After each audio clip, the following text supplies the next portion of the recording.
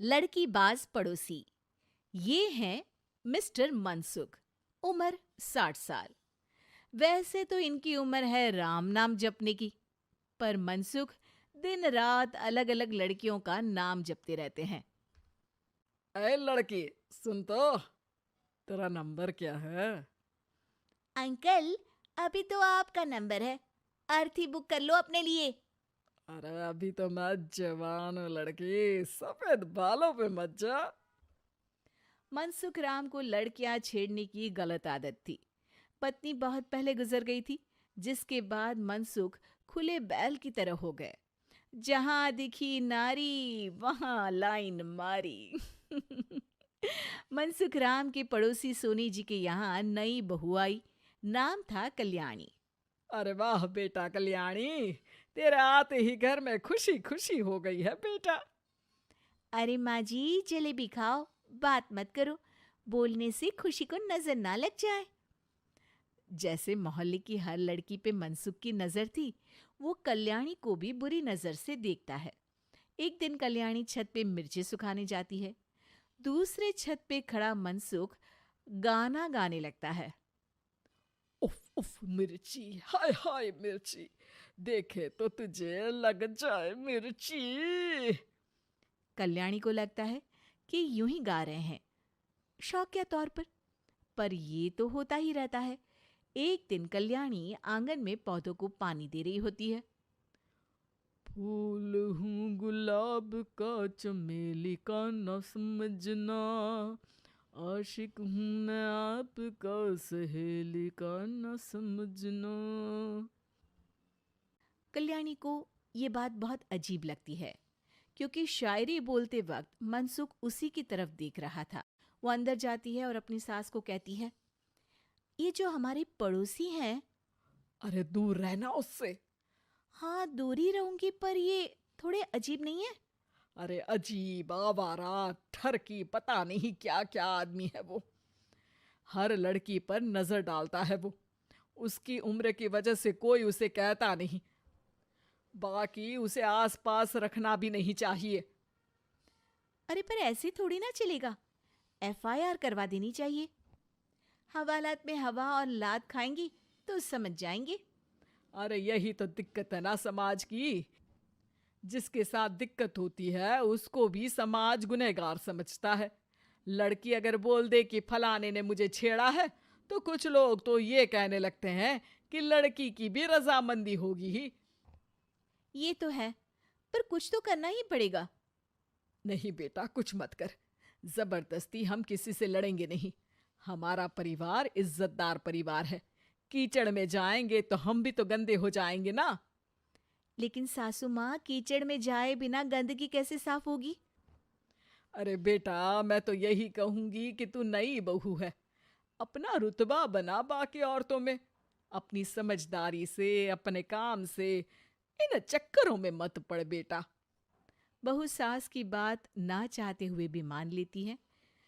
और कई ऐसे मौके आते हैं जब मनसुख बहू पर उल्टे कमेंट्स करता है। जैसे एक दिन जब बहू छत पर सफाई कर रही होती है तो मनसुख छत पे आकर गाना गाने लगता है। तेरा ध्यान किधर है, तेरा हीरो इधर है, तेरा हीरो इधर है। मेरा ध्यान तो आपकी हरकतों पे ही है।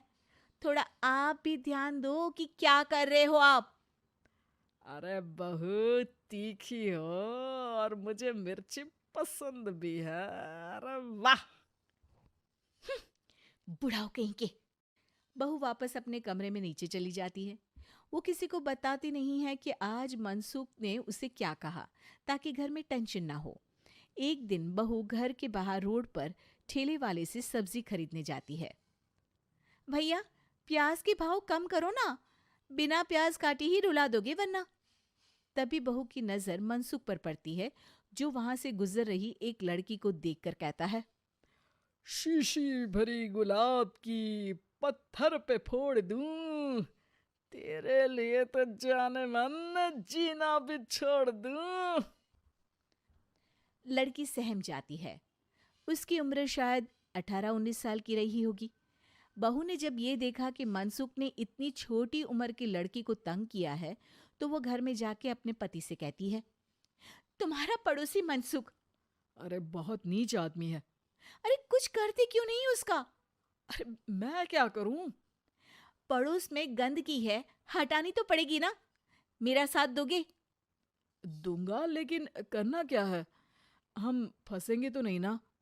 डरो मत, अच्छे काम करने से डरना नहीं चाहिए। उस दिन कल्याणी अच्छे से तैयार होती है और मनसुख के घर जाती है।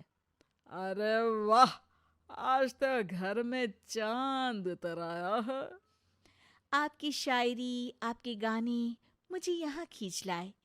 शाम को मेरे पति और सास घर पर नहीं रहेंगे।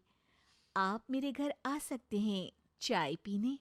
अरे जरूर जरूर, मुझे पता था तुम समझदार हो, पर इतनी जल्द मुझे पसंद करने लगोगी ये नहीं सोचा था। चाय पे इंतजार रहेगा। मनसुख शाम को कल्याणी के घर चला जाता है। आप बेडरूम में बैठिए, वहां चाय पियेंगे। अरे वाह बेडरूम में चाय मनसुख हंसता हुआ बेडरूम में जाता है और वहां का नजारा देख के घबरा जाता है। वहां पर मोहल्ले की वो सारी लड़कियां खड़ी हैं जिनको आज तक मनसुख ने छेड़ा था। कल्याणी भी बेडरूम में जाके दरवाजा अंदर से बंद कर लेती है। अब बेडरूम से सिर्फ डम डम डिशम डिशम की आवाज आती है और बीच बीच में मनसुख की चीखें भी सुनाई देती हैं। अरे माफ कर दो बिटिया, अरे नहीं नहीं नहीं, अरे डंडे से नहीं, अरे अरे लग जाएगी, अरे आई। बेडरूम का दरवाजा खुलता है और मनसुख की हालत एक लुटे फटे कौवे जैसी हो जाती है। किए की सजा तो मिलनी ही थी आपको, लेकिन आपकी और आपसे ज्यादा हमारी इज्जत का भी ख्याल रखना था। इसलिए इस बार शांति से धर धर के धरना किया हमने आपकी। अगर जरूरत पड़ी तो बाहर जुलूस भी निकाल सकते हैं। आप ऐसी गलती नहीं करूंगा, मुझे माफ कर दो।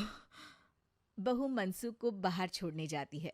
मनसुख अपने घर की तरफ बढ़ता है। वैसे आपको चाय कैसी लगी?